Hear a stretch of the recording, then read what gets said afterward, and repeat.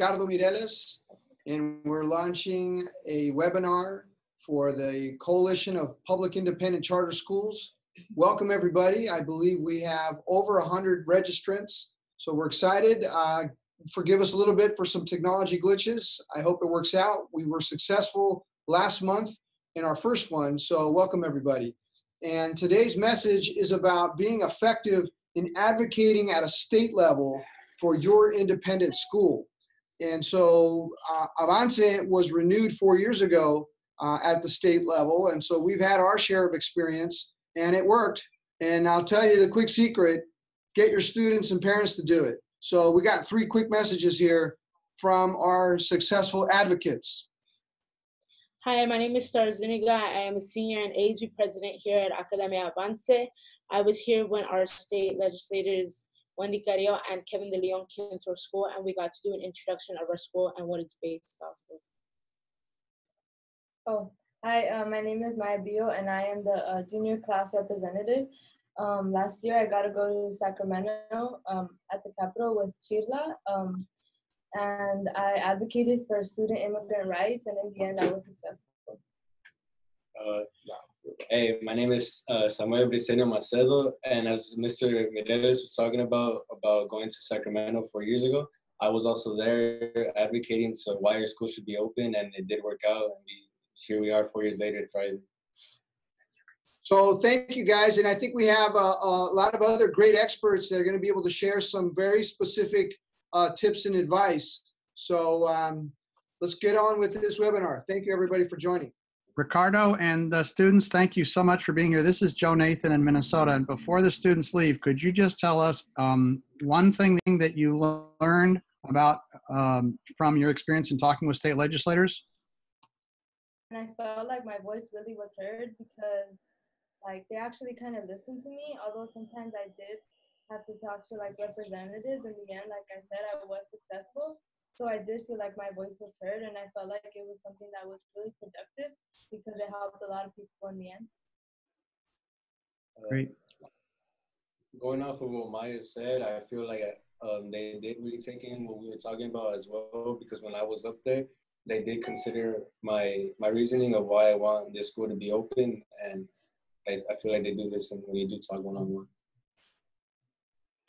I always ask kids, this is Linda Slocum from Minnesota also, and I'm a state representative, and I also ask kids that visit my office if they would like to shadow me for a day, come with me to committees, come with me to floor sessions, and I've had a number of kids take me up on it, charter and traditional.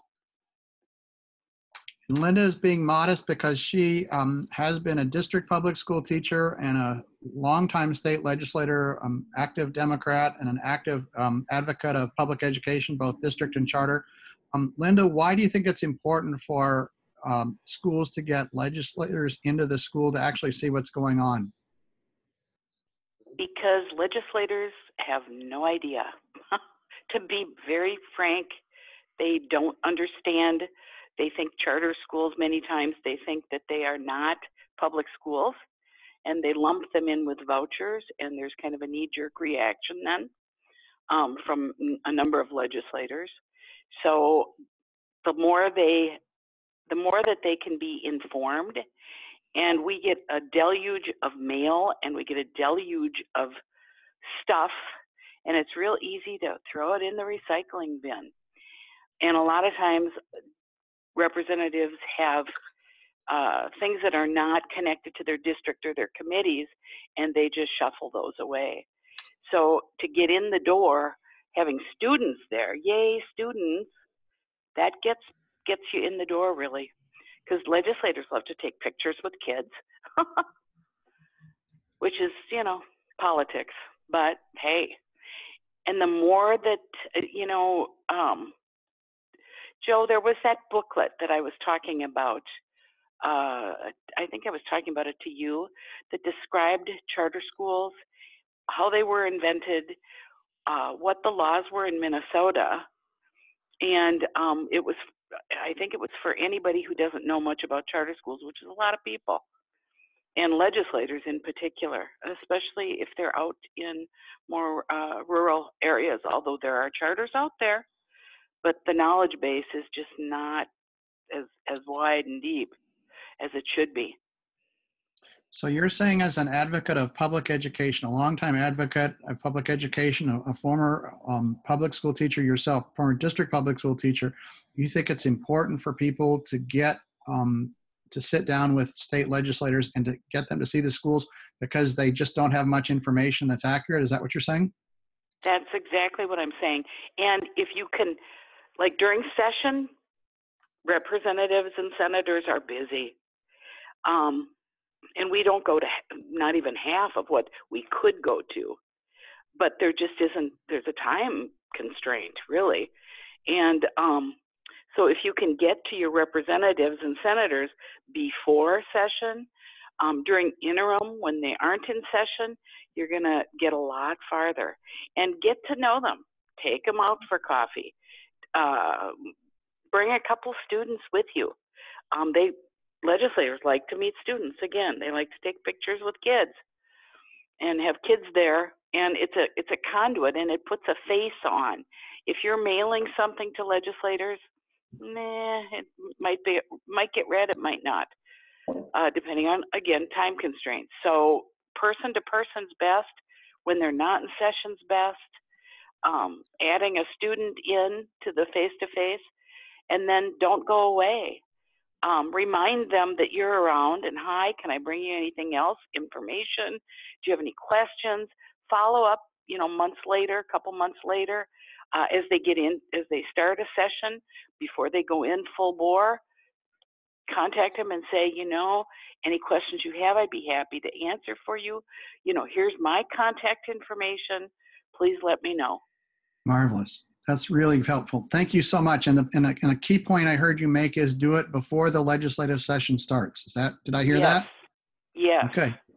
Okay. About relationship building. Got it. Well, we really appreciate your taking the time to do this. One of the people who's built working relationships all over the country is Dr. Howard Fuller. And Howard, you've been active in Wisconsin, but also in many other states. Why do you think it's important? And what advice do you give to schools about getting legislators into the building? Thanks a lot, Joe, and I really appreciate being on. I don't think I have a tremendous amount to add to what Linda was saying, but clearly the state legislature is a key actor in public education in this country. For all of the talk about national this and that, education in this country is really a state function. And the laws, for example, that allow us to exist as charter schools are passed by state legislatures. And so it's important that we maintain these relationships with legislators. I think the difficult thing that we have, at least at this point in time, is that we're in an election period. And obviously there's a lot of focus, say like in our state right now, the governor's race has turned into a very, very close race. And the state superintendent is running on the Democratic side against an incumbent Republican governor, Scott Walker. And very early in this race, they sort of characterized the race as it pertained to education as like almost like a choice versus public education issue. And because Tony Evers is running on the Democratic side, during the primaries, they were very focused on trying to make sure that they told unions and other people that they were for, quote, public education. And they lumped charter schools and vouchers, which I also support, together as they're all the same. And so right now, what is actually happening, I think, we've not only got to focus on trying to get legislators to visit our schools, we've also got to educate our own constituency about the importance of the current election. And one of the difficulties that we have as people who support charters is trying to maintain some type of bipartisanship in what is a hyper partisan reality. And at least in my opinion, it's made even more difficult because of who the president is.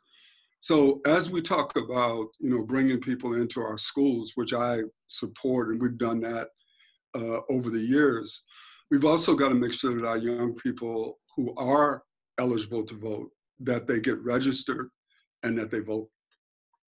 Great. Very critical points. Thanks very much. One of the people who's done a lot of bringing legislators into their schools is Richard Lee in New York. Would you please share some of your experiences? Sure. I'm Richard Lee, founding principal of Academy of the City Charter School in Woodside, Queens.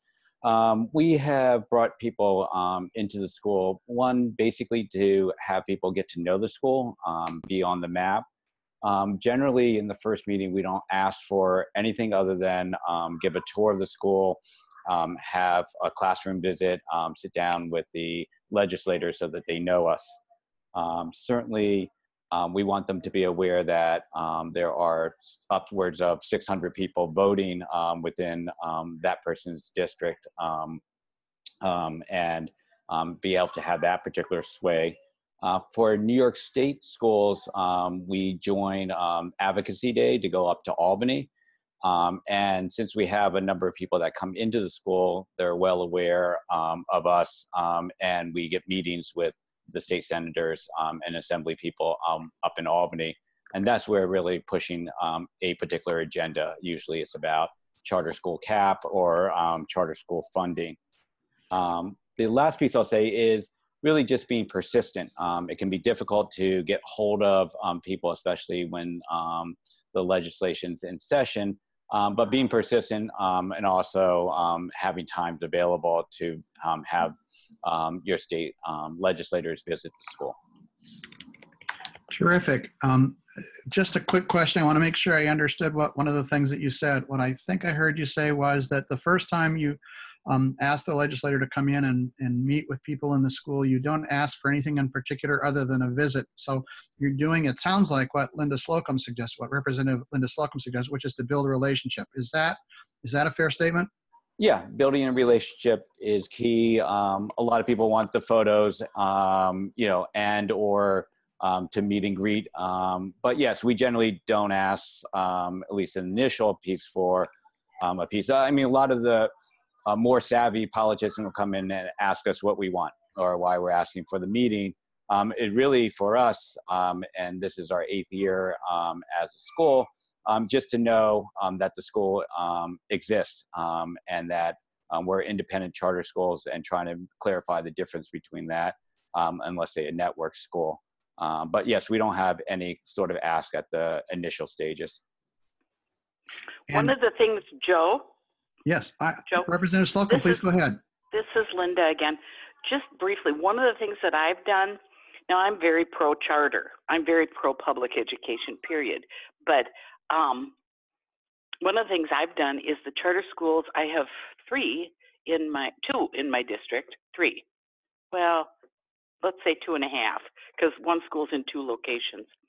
But I always go to their annual meetings. I'm always invited, and I always go if I can go.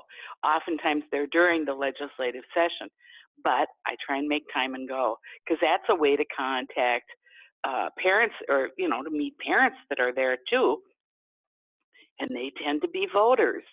Plus, I mean, I have one that everything's done with an interpreter, because the student body is Spanish speaking and their emphasis is Spanish. So, but I get to meet the parents, and I get to meet, kids and listen to how the charter school is doing as the director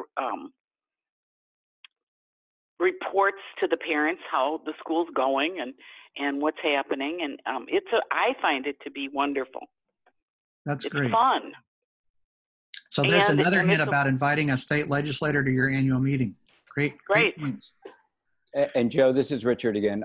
We also do invite for different representatives to special events that the school does. So we've had a state senator come in for graduation, and usually sends a representative to give a speech to welcome the graduates and congratulate our 5th grade graduates. So that's also another time that you can get people to come, generally for larger events.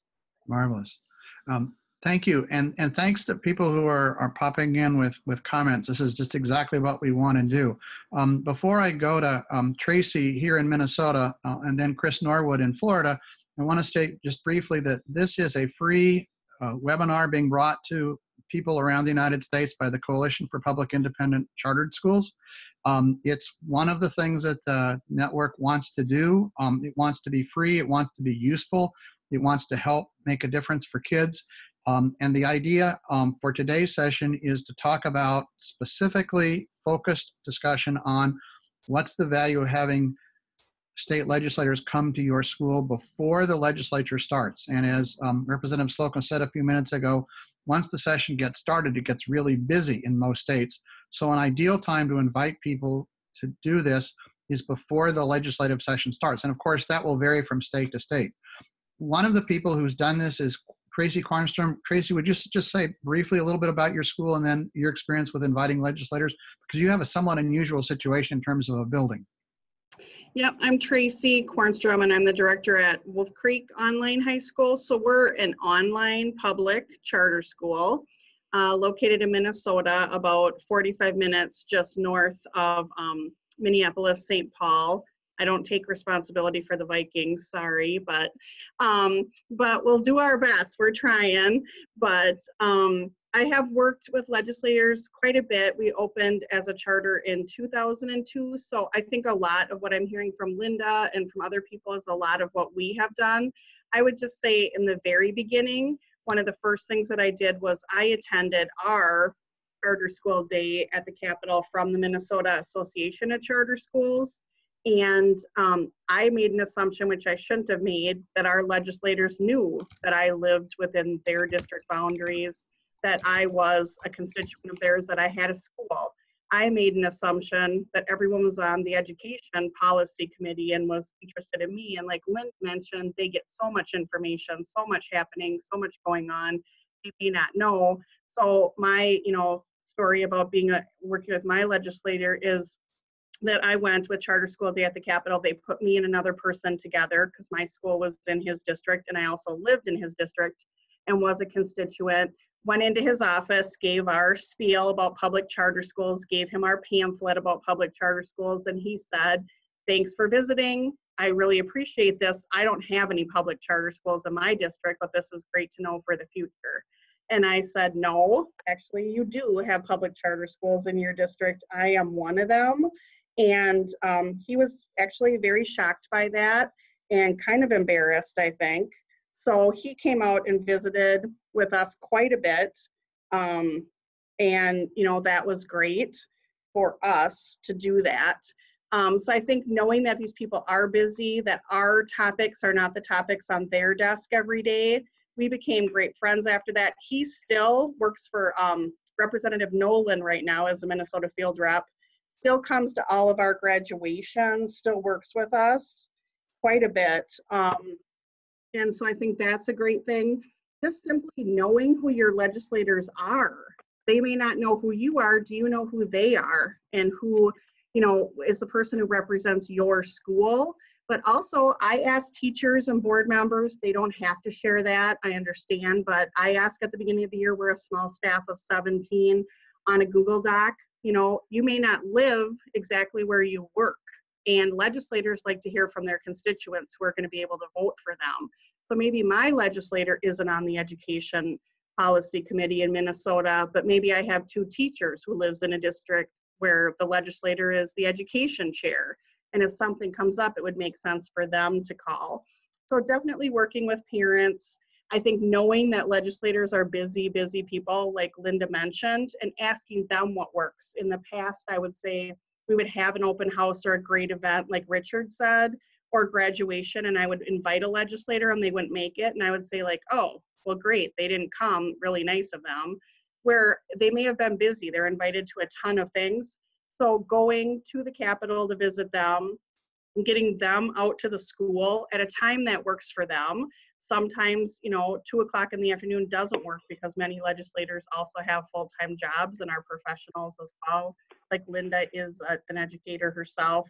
So really trying to have those 2 or 3 touch points ahead of time. Can you meet them at the Capitol? inviting them several times or asking them what time works best for you. I've had them come out just at conference night when other parents and students are there to have a tour, take a tour, and then trying to make things really reasonable for them. We've had students go to the Capitol to see legislators, but also bring a packet with them. At one time, we were having an issue with the authorizing process in Minnesota called the Minnesota Authorizer Performance Evaluation System. And we were concerned if our authorizer would make it through that system and we would still have that authorizer. So each of our kids just wrote a paragraph about like what my charter school means to me, why this is important, what would happen if my charter school wasn't there. And only a few students were able to go to the Capitol, but we delivered, 50 or 60 of these paragraphs from kids. And maybe as they're running into session, they're reading these because it's something more interesting to read than maybe some of the other stuff they get on their desk every day. And then when it's time to have that ask, my legislators were really receptive to the issues we were having with the authorizer information and contacted me again and asked if it was, if it was handled or if I needed help, because I did, work a year ahead of time to make sure that that was important to them. And they knew that Wolf Creek Online High School was a vital part of the community in general. So I think a lot of what we heard is really important. And also offer, this is Linda Slocum again, I'm butting in here because I do have to go, so I'm really sorry. This is a good conversation, but what I wanted to say is offer to be a resource.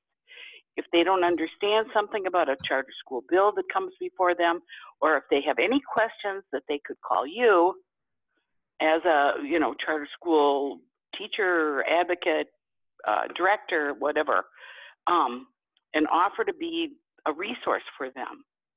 I love that idea. That's a great thought. Let me just, we've got a couple other people, and including a question for Representative Slocum. So let me just ask the question. Tracy, I appreciate it, but we've got a question for Linda before she has to leave.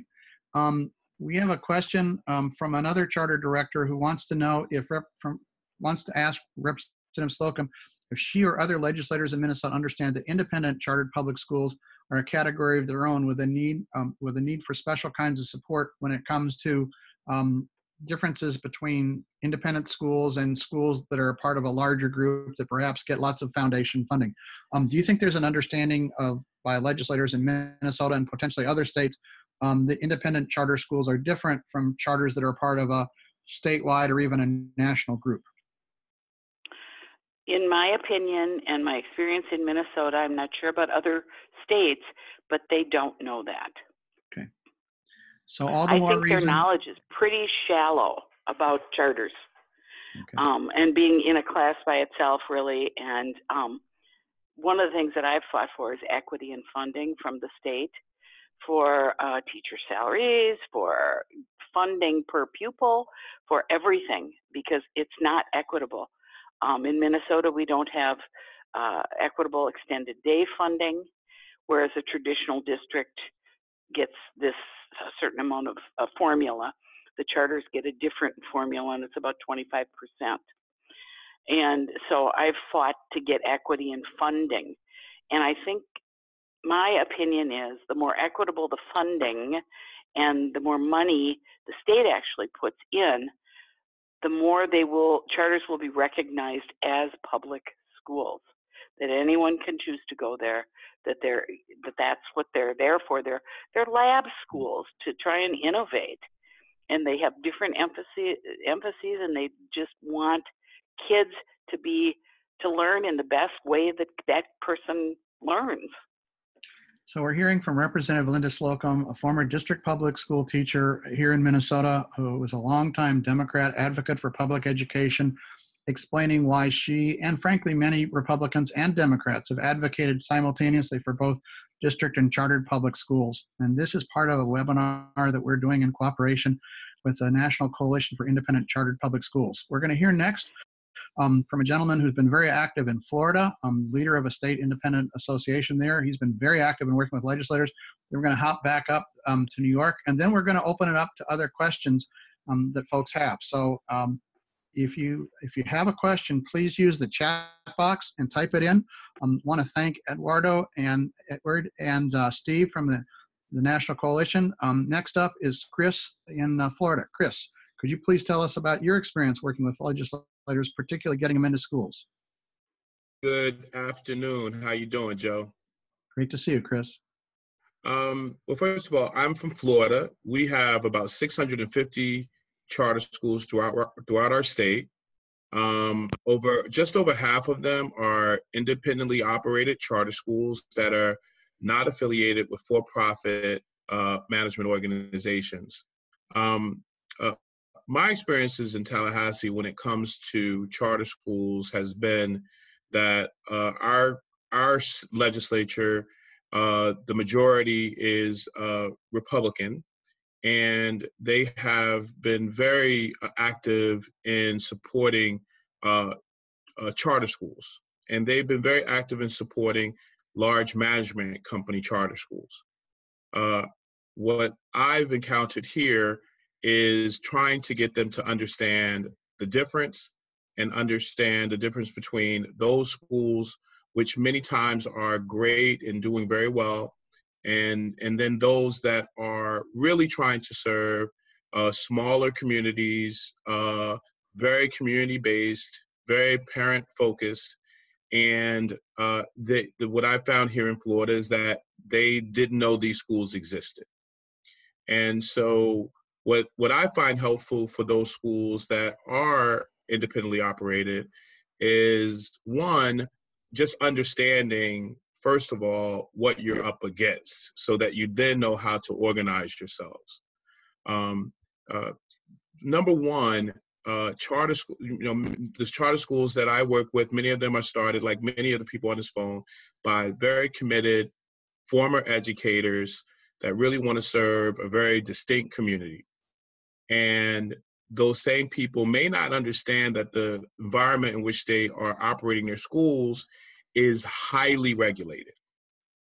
So as an industry, and we may not want to think of ourselves as an industry, but we have to, it's a very highly regulated industry.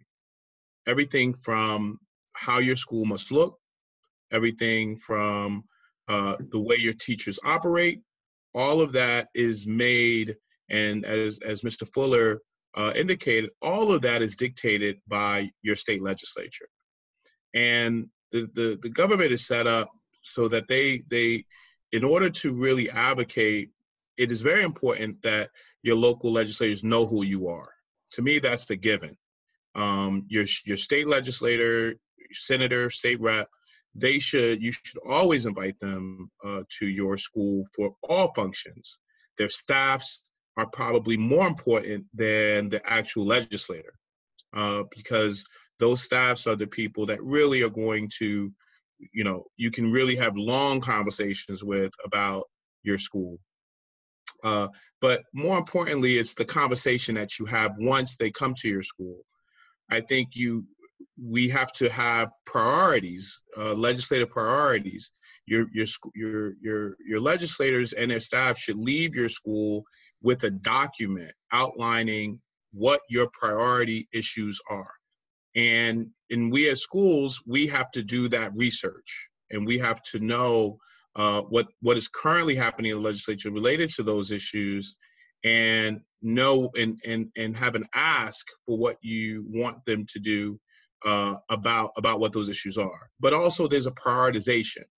The legislature is not built to fix one issue in your school. It's built to fix issues that have a broad spectrum. And so understanding how your issue is happening in other schools and across the same spectrum is very important. And you have, what I do is I typically break down those issues into first priority, second priority, third priority, and things like that. And then identifying what committees in the legislature deal with those issues. The obvious thing is that the Education Committee deals with those issues. But sometimes that's not always the case. In Florida, we have a big issue right now around school security based upon what has happened at Parkland. Our legislature jumped out and address that issue as legislators normally do. They react to what happens, and everybody, no disrespect to anybody, but they do this to make everybody feel good that they've done something. But in Florida, what they did, it really hurt a lot of the independent schools, because now those schools are required to pay for an armed guard in their school that has to go through and be certified in many instances by the sheriff of those counties. And so that now becomes a judiciary issue. And I'm just using that as an example in getting in the weeds a little bit, because I know that these are not the things that schools are typically accustomed to doing. But when we talk about interacting with our legislature, we have to understand it is complex, and we have to research the issues. We have to understand, how it affects other schools, and we have to partner with other schools, because you get 3-4 schools together that agree, not on everything, but agree on some things, then the 1,000 kids that you have, or the 1,500, or the 3,000, or the 500 that the other schools have, you now have a group of people that can really leverage their resources and advocate for themselves. Because then, as I think it was one of the ladies who just spoke about not having the ability to go to the Capitol. Well, if you have 5, 6, 7, 8 schools, then maybe one person can go one week, another one can go the next week, and things of that nature. Without getting too much more into the weeds, the last thing I wanted to touch upon is that dealing with your legislature while the legislative session is happening is not a good time. In Florida, we have 2 months of committee meetings. 2 months typically of committee meetings before the legislature actually starts. And many times those legislators and those committees, they know who is watching them, and is attending those meetings, and that makes a difference. Some people go to the Capitol and they do a spot check during the legislative days, and they go up there and they're there for 2 or 3 days, and then they leave. And they go up there, they meet with the legislators, and they express themselves, and then they leave. I'm just giving you practical pointers. That committee staff, the staff that's made up, the committee itself has a staff. Those people and the legislators that are on those committees, they know who are really watching them by people who are persistently there. And that makes a big difference when they know their community is watching. Being in Miami, Florida, Tallahassee is an 8-hour drive away. And, you go to Tallahassee and you lobby. The lobby days, what we call day days here in South Florida, Broward days in Broward. You go home and you feel good. You had a good time. But, you come home and then you don't see the things that you want to see happen. So I would say that it has to be a sustained effort that starts as soon as the new legislature is sworn in every 2 years or whenever that is, and you immediately start to have that interaction, whatever that interaction is. And it's hard, and it's hard and it's difficult. But I think that's one of the reasons why you coordinate and you coalition with people, and you have our organization, which we hope to build the capacity to support those sort of efforts. And when I say our organization, I'm talking about the organization that's hosting this webinar, and then getting with schools in your community, which I know a lot of times is very difficult, but it's what needs to be done so that it's a group effort. One last thing I want to say is, again, going back to what are you up against? Your local school board is in its state capitol all the time. Your local school board has a director of intergovernmental relations, more than likely, unless it's a very small district. Your local school board perhaps pays lobbyists in your state capitals. And so they get what they get because they are constantly advocating. And so if we want to do the same, then we have to mimic that behavior. In my state, not only that, we have charter management organizations that are paying lobbyists and doing the same thing as well. So those are that's what we're up against. So we have to mimic that and try to do the same. Lots of great advice, Chris, from a person who's not just talked about this, but really walked the talk and really worked on this for years. So thanks very much. And Chris is one of the great resource people, along with Ricardo and Tracy. We're going to go next to Stacey, but this is one of the things that this new independent coalition is going to try to do. We're going to try to pass along advice, experience from people day to day working with kids, day to day working with schools. And I want to say that I understand that there are some students watching this, and we hope that this is useful. This is real live civics. This is real like citizenship in action. And it would, if it were not for the students and the families, chartering would not exist in the United States. It didn't just somehow sort of happen. One of the people who helps make this happen is Stacey in New York. So Stacey, we're going to go to you now, ask you to say just a minute worth about your school, and then describe your experience with bringing legislators into your school, please. So we are a pre-K to 12 conversion charter school in New York City, actually not too far from Richard's school, and we've been around for a long time. And I won't say too much about our school because I really want to just address a few key points. First, I want to echo what everybody said, but I don't want to be repetitive. I want to say, number one, for the students who are on, your voice is critically important. Elected officials do see you as voters.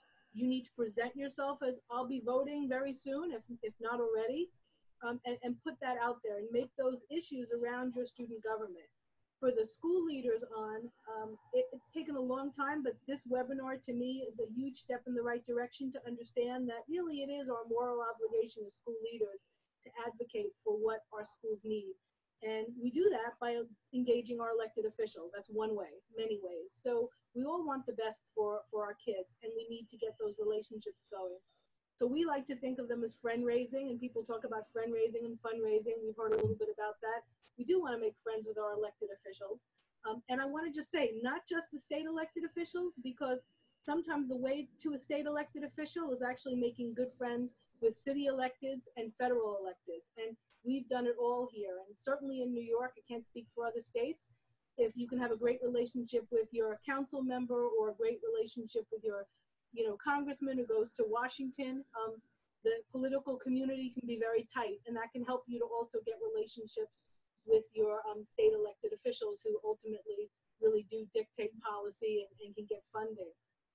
The one comment I want to make, because again, all the comments made were really, really useful and things that we've done here, is that there are many, many misconceptions out there, unfortunately, even though charter schools have been around for 20 plus years, more maybe, in the country. And there are still all these misconceptions. It boggles my mind to think about that, but we take those misconceptions really seriously and do what we can to address them head on. So if we hear an elected official say, charter schools in the city don't take special ed kids, we make it our point to actually address that issue head on. So yes, we do all the events and the celebrations and photo ops, but we also will call them in and say, guess what? We have a 20% special ed population. Come and visit our special ed class, come and meet the parents. I think that's really important to get to know what their issues are, because they're getting blasted by other people and other forces who are telling them otherwise.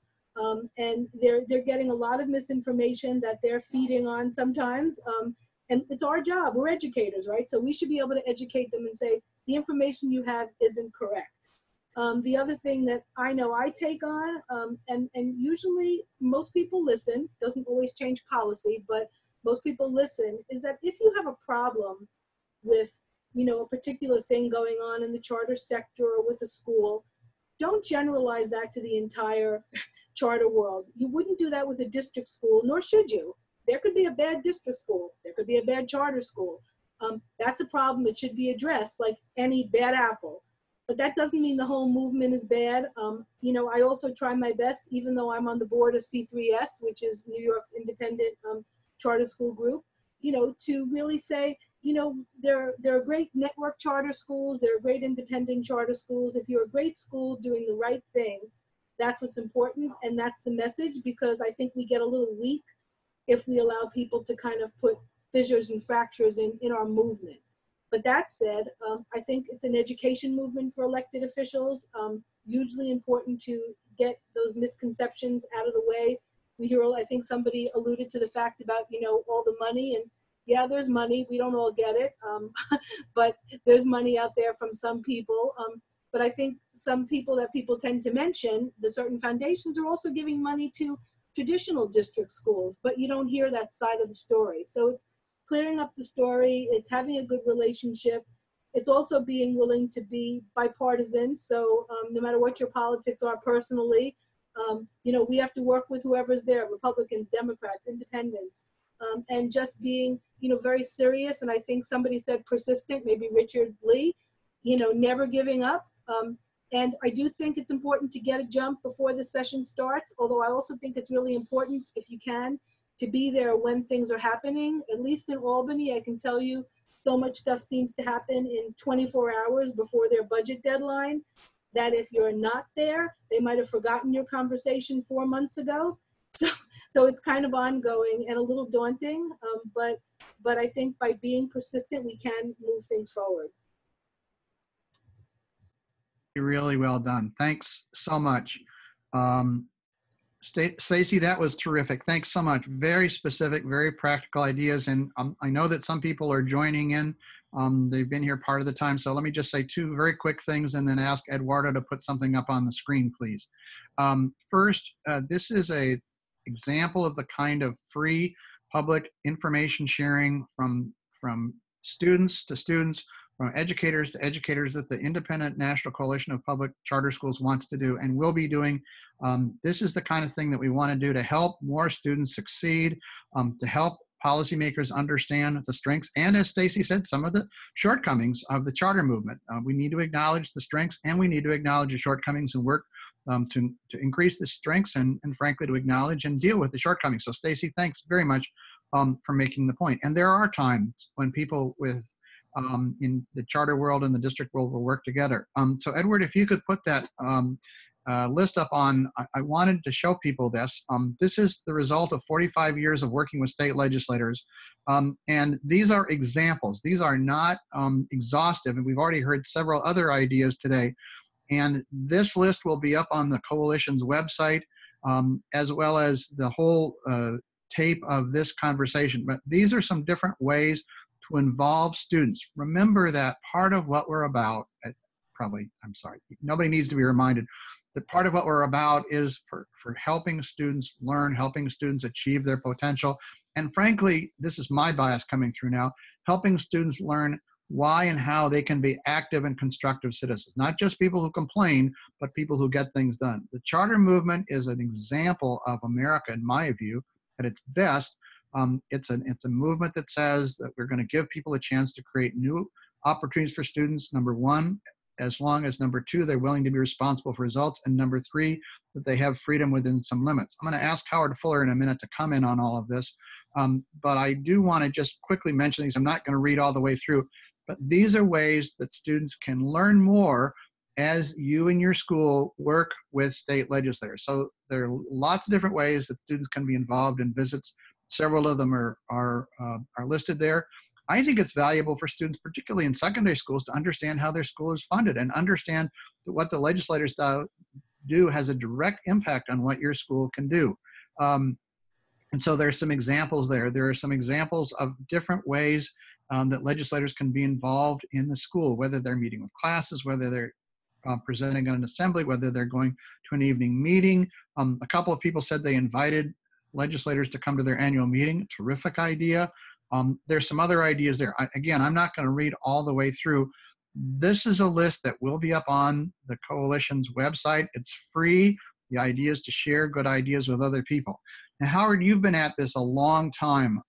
Any reflections of ideas that you've heard so far during the afternoon? John, I really don't have a lot to add. I mean, I think there have been some really practical ideas that people have put forward. But the one thing that I would say is that this is, in fact, a marathon, as they say, and not a sprint, right? And so the kinds of things that we're talking about doing can't just be done once or twice or for 1 year. if this movement is going to grow, then it requires that the young people who were on earlier, that they be engaged at all different levels of this, because what we've got to constantly be doing is bringing new people into this movement and trying to build so that it can last. And because one of the things that our opponents feel that they can do is sort of outlive us in a sense. And they've actually said that to me at different points in time. And so what we have to do is to understand that this isn't just about a movement for the moment. This is about developing high-performing schools that work for our kids as long as we have schools. And the charter movement is like one part of that effort. And if in the future, what we're doing doesn't well serve kids, then we need to find some other way. Because I think the thing that needs to drive all of us is not just the institutions that we've been able to create, but the driving force always has to be serving the students who most need us. And so all of these ideas that people have about meeting with legislators and trying to get our story out, I just hope we all understand that that's something we're going to have to do for as long as we are around in order to live up to what we're supposed to be about, which is serving our kids. Howard, you've made many terrific points. Would you say a little bit about the building of coalitions with other groups that are advocating for healthcare and housing and employment? I mean, that's a critical thing. We're just not interested in expanding charters. We're not just interested in having more funding for public education. I mean, if we're serious about serving kids, we have to be serious about serving kids and families in a variety of ways. And you've made that point so well. Yeah, no, Joe, and you have, and a lot of other people have as well. But I think the reality of it is that our kids in many places in this country are under tremendous pain, and it's a pain that comes from what happens to them in their homes, what happens to them in their communities. And so there's a lot of talk these days about trauma-informed care and trauma-informed curriculum, et cetera, all of which I agree with. But what I also think we have to do is we have to try to fight to eliminate the conditions that created the trauma in the first place. And so therefore, we need to be in coalitions with people who are fighting for housing, people who are fighting to make sure that kids have health care, people who are fighting to make sure that folks have a minimum wage. We can't just go to people when we want them to come support charter schools. We have to be with other community groups as they fight for other issues that impact our children. Because you can't just build coalitions, as I said, by trying to get people to come to your stuff, but then we never are out there supporting these other issues that are important to the families of the children that we support. Great. Ricardo, you've done really wonderful work in California. You want to respond or react to what Howard just said? And if Richard, Stacey, Chris want to respond briefly, have you seen the value of coalitions more broadly when you work with state legislators? Any of you want to comment on that? Yeah, I have a quick point, and I really want to underscore something that Dr. Fuller said, right? That the state level interactions are more critical than the federal ones.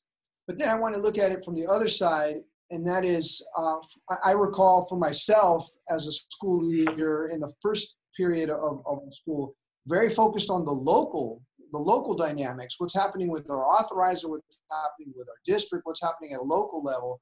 And I'd say that the local level dialogue is kind of equal to the state level, right? So what Dr. Fuller is saying, don't forget the state one is more important than the federal. And I would tell people, and don't forget the state is on par with the local, right? And so we need to manage it at a local level with our district and also at a state level. And I would just add, and this is, I think, what everyone has been saying on the call, Representative Slocum and also Chris Norwood from Florida, is the opportunity is at the state level, right? And so we have our challenges at the local level, but I think the opportunity of partnership, of coalition, of joining advocacy and of joining voices is at the state level. And so I'm taking it upon myself to use CPICS to go to new and newer schools to say, hey, I know you're up to your eyeballs in local issues, right? But make sure that you reach out so that we can take advantage of the opportunity at the state level. Wonderful. Very well said. Others want to comment? Joe, this is Chris Norwood. To Dr. Fuller's point about this level of advocacy doesn't start and end, after 1 year or 2 years. This has to be a part of what it is to be a charter school, because we're operating within the laws of the state of Florida that control our curriculum, that control who we hire. It controls so many different things. We're in a highly regulated industry, and so the advocacy is long term. We're reminded of that here in Florida because we have term limits in our legislature, and so we have 20 new senators in Florida being sworn in November 20th. We have a whole new, well, not a whole new, but probably about a good third of the Florida House that are going to be sworn in. The beautiful thing is when you engage the legislature, particularly the lower house, the same people are going to be in the Senate, and so for the most part, the state reps move on to the Florida Senate, and so once you do this for a while, sometimes it sort of dovetails into one another. The other thing I want, and so it is a long-term, this has to be a part of your long-term growth strategy, is advocacy. The other thing that Dr. Fuller, I agree with him on, is that, coalition building is very important. Those of us who are involved in public policy, and you probably have heard this before, your friend on one issue might be your enemy on the next, and your enemy on the next might be your friend on another issue. And so if you take here in Florida, as you have in your other states, I mean, there are other issues like the state child insurance program we call Florida Kid Care here that affects our kids. You need to be engaged in those issues, and those issues affect your kids, their ability to have health insurance if they have working class parents who their jobs don't provide them health insurance, and their kids are able to have health insurance. Clearly, that needs to be a part of what you do. If you have issues around the child, what we call our child readiness coalitions or early learning coalitions, if you have kids that are better able to learn when they come in, that is dictated by what we call our early learning coalitions, and they have issues every year. If you join their efforts, guess what? They're going to join your efforts, and they may have more power than you. And so, getting together with other people, other causes that are related to yours, indirectly and directly, only helps build your fight and those. And to be quite honest, sometimes you may find that the lobbyist on an issue with a coalition member on an issue that's not related to yours, he or she might volunteer for your issues because you helped them out so much on an unrelated issue directly serving your children, but still affecting your children, but not necessarily charter school. So the power of coalition building and maintaining those things are very important. So, for instance, here in Florida, what I met with about 8 to 10 schools about a week and a half ago in Central Florida, and relating to the security issue. And what I learned from that conversation, that security guard companies are isolated out of this new legislation around the hiring of armed guards. And so guess who's probably going to be my next best friend? Whatever the Florida Association of Security Guards are. And so, these things, very easily you find when you're looking for partners, they're there. And sometimes they're unrelated, but on the issues that you have to deal with, they may be your best friend. So I'm looking to meet with the head of the Association of Security Guards for the state of Florida. So coalition building is very important. Great points, Chris. Thank you very much. And coming directly from very specific experience. We're almost at the end. We're going to go to Tracy in Minnesota for another example of coalition building. And again, for those students who are listening, this is how things get done in the real world. You work with other people. You convince legislators that a lot of people are behind this. Tracy, how about 1 minute from you, and then we're going to go to Steve. Yep, just quickly, I did put it in the chat, but I mean, years ago, I'm trying to remember, I was a part of the formation, I think 18 years ago, we started a group of all online, some were charters, some were districts, working with whoever had the same issues, same things happening. And we did a great job of really looking at the online school issues tended to be different than charter school issues at times, sometimes the same. And we've really worked together really well to watch at the Capitol, make sure things that were coming down, would benefit online schools. And then the summer, some of the people in this group that I see in the participants list, online independent charters did work with the Charter School Association. And I know we're going to bring some proposals forward at the legislative level. So I think it's always easier when you work in a group. So like Chris said, find your friends and find the people that are like-minded and work together. Thank you.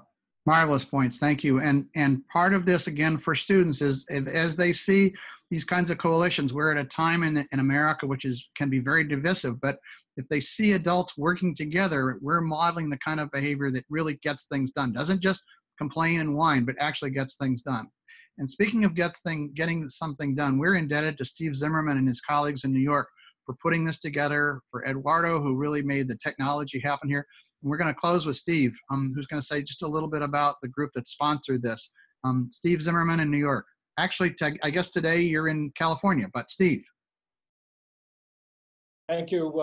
Thanks, Joe. Yes, I am in beautiful Highland Park, Los Angeles, with the board chair of this organization, Ricardo Mireles. So thanks so much, Joe, for your leadership since the very, very beginning on this. Thanks to Dr. Fuller. Thanks, Chris, Tracy, Stacey, Richard Lee.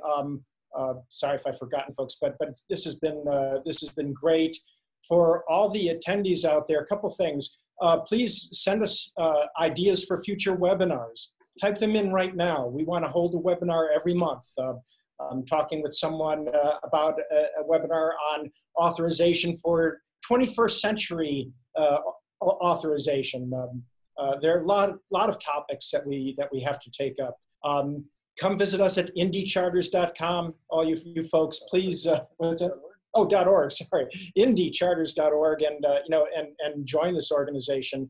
I'm in beautiful Highland Park, Los Angeles right now as part of a sort of a listening tour. I plan to go to visit, independent charter schools across the U.S. Anyone wants to hold a meetup in your city for independent charter schools in your state or area, please let us know.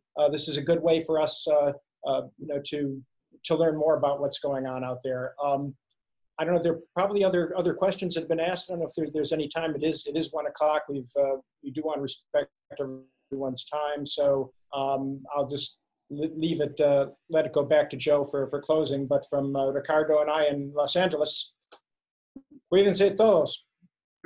Muchas gracias, amigos. Okay, so this has been a free webinar. It will be up on the National Coalition of Independent Charter Public Schools website. It's free. It's available.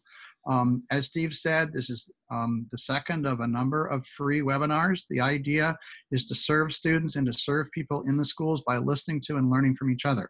So in just a couple of days, this whole thing will be up, and we're looking forward to working with and learning from you. But please, in the next 60 days, think very hard about and probably do invite legislators in your state, into your school, to build relationships, to learn about what's going on in the school, to give your students an opportunity to talk with them. You'll really make a difference. The students will learn, the legislators will learn, and the result is going to be better education. Thanks very much for all of you who participated. Thank you, Joe. Thanks a lot. Thank you all.